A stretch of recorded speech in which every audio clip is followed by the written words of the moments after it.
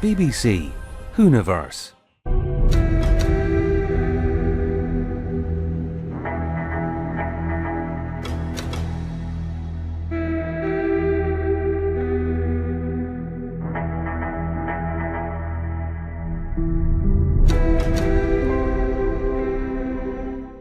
Well, that was our final episode of Doctor Unleashed for now.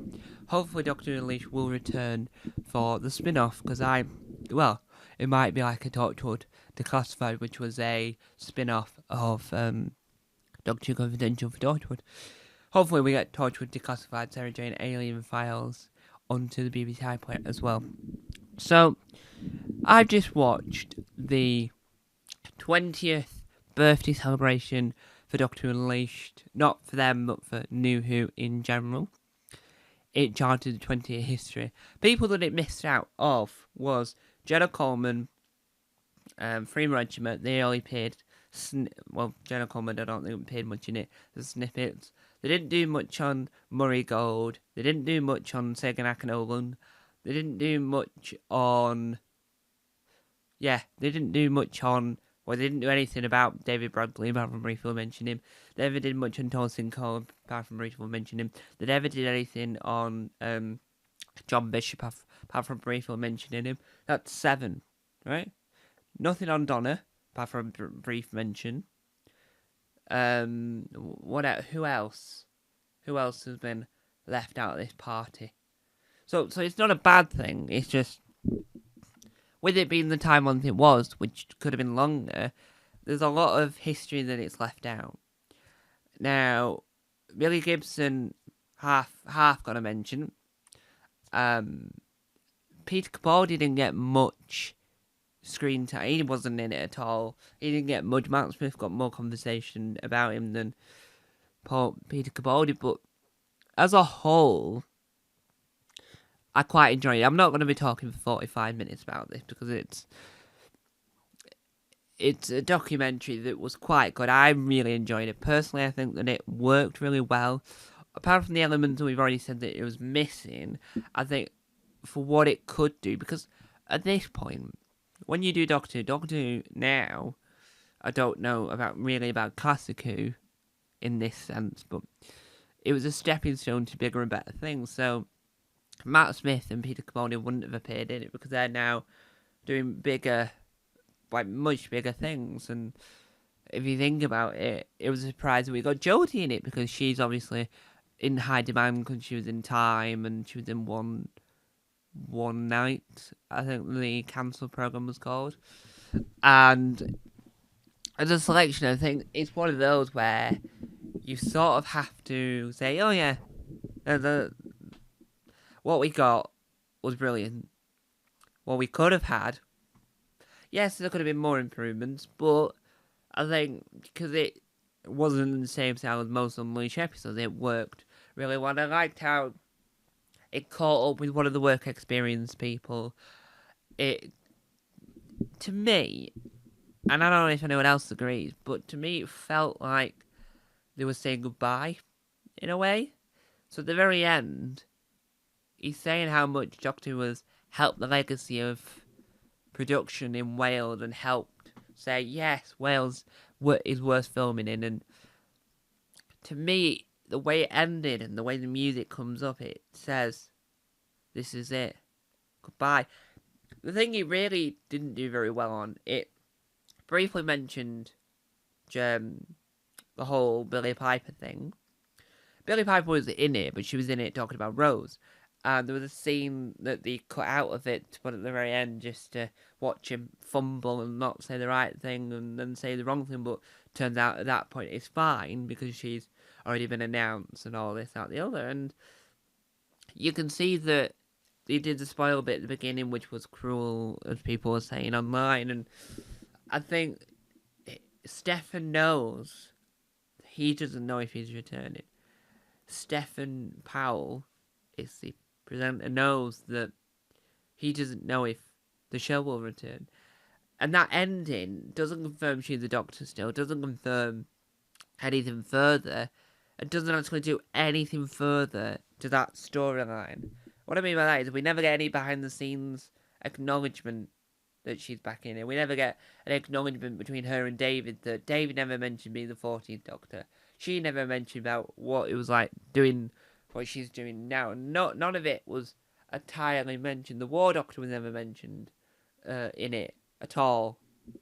The Fugitive Doctor was, and that's fair enough, but the War Doctor wasn't. So, I think there's a lot of elements in this that were missing, but for what it is, and for what it had the time to do, it did it excellently, it did it beautifully, it did it amazingly, right?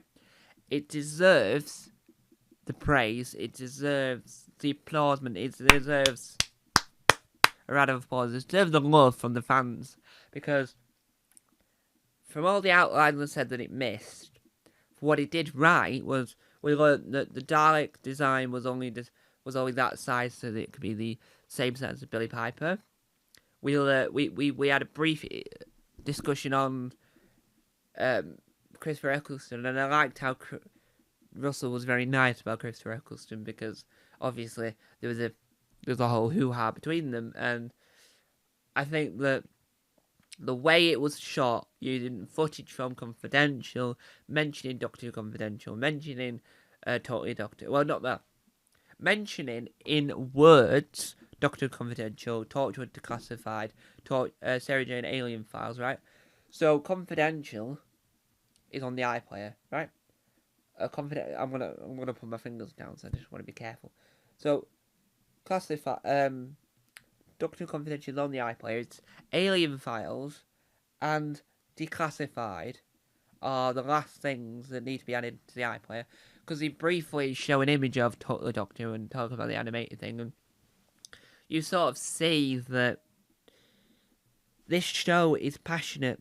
My favourite element of this, and this is more of a personal standpoint from where I'm sat at as a fan, as a Doctor Who creative. And what I mean by that is that I make these discussion films, I make these reviews, but I also do my own Doctor Who fan series, my own Doctor Who audio series. Well, I dip into the world of Doctor Who audio, so I had Doctor Who Hang On, I had a prequel, Cast 2, I had the multimedia series with the Dream Lord.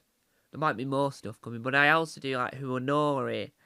I do Doctor When in the Fandom of Doom. I do Doctor What, and they're two comedy things. And I do Doctor Who Complex, which is my Doctor Who Talking Heads series, which will be returning soon. I just need to plot out the next episode of that. I need to work on what stories to use and what technique I want to perfect, and whether or not I want to faff about with other areas of doing these things. And I think that's what makes, for me, this more interesting.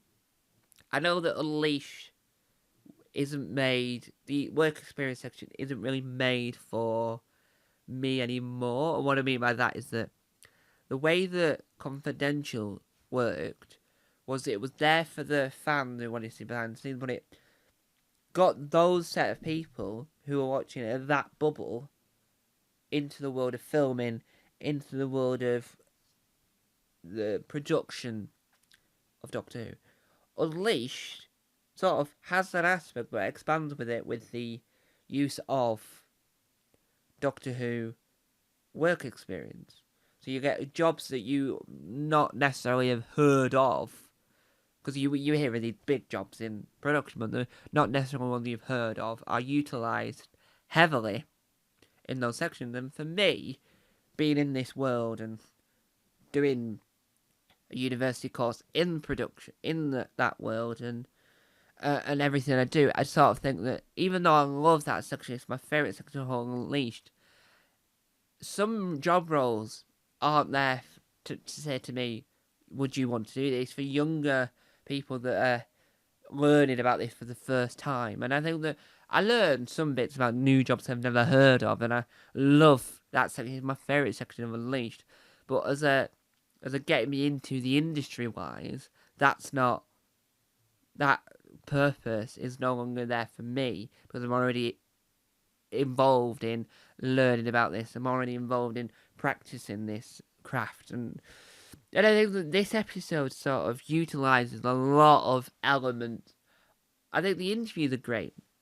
And the one thing I want to say, my favourite bit of it, it's Mandip saying that it's the fandom she loves doing the Comic-Con, she loves doing the conventions, she loves the fans, and she loves how all these people do amazing things, and they love her work, and all of it resonates with her, such as the what would the Doctor do things on her hand, and people got that tattooed, and all this, that, the other, and you see how people love the fans, and it's how candid she is for the moment she's got about how passionate she is about loving the fans, about loving that people love her work, and Jodie iterates that in the sense of she could be anywhere and people want to talk about Doctor Who, and it's the fact that other than Christopher Eccleston for a while, a lot of these people wanted to talk about Doctor Who. Christopher Eccleston now does some Big Finish audios and is in love with the show all over again, so he'd be happy to talk about it. And you can sense that people in Doctor Who love talking about it and love everything about it. My favourite second element, other than the candidness of Mandip Gill and Jodie Whittaker, is the way it's filmed. So you cross between in-person interviews, Zoom interviews, and you show that you've got all these agency props and locations where stuff was filmed, and talk to people and ask them about it. It's like, whereas the work experience section sort of says, this is how you do this job. These elements were sort of mimicking the work experience angle by saying, this is what happens when someone wants to use your location. They ring you up, they say blah blah blah, they might not work out there, but they might come back to you, and this out the other end. And I quite like how they show how they love the fans as well. The people's houses and buildings and all these things we use for locations, and it just shows how much Doctor Who is loved, and it shows how much Doctor Who is cherished within the Welsh community, and how having Badwell Studios there now, as it's another studio in it, means that more productions can be made in Wales. And Scotland have got it with Outlander and all these other aspects of what Scotland are doing, and Ireland and Northern Ireland are slowly building up their repertoire of shows in a big clumps made. And I think United England has had a lot of cracking shows filmed over the years, Doctor Who included, but then now that it's up in Wales, it shows that there's more scope, there's more like scenic views and more hilltops, and you can do so much more with it. And I think that that's what shows that Doctor Who loves being in Wales, and this documentary and this episode at least shows that it's passionate about the show, it's passionate about everything around it. I think Stephen Powell did a cracking job at hosting it. So I would give this, out of all the other episodes of Unleashed, a 9 out of 10 because of the elements I said it missed. And I think that if it was a lot longer, it could have added those elements in, but because of the length it was just perfect where it was. Some elements could have been improved, but they're an even better if. So this is constructive criticism, but I absolutely loved this episode of Unleashed. I do hope Unleashed is back with when Doctor Who's back, but I do hope we have like a Torchwood Classified, with a behind the scenes, like a Doctor Unleashed-esque show for behind the scenes of the war between the land and the sea. I'm hoping that we get a similar behind the scenes for that. Hopefully, Stephen Powell's back in the world of Doctor Who soon. Thank you guys for watching. I love Doctor Unleashed. What did you think of this episode of Doctor Unleashed? Let me know. Bye-bye.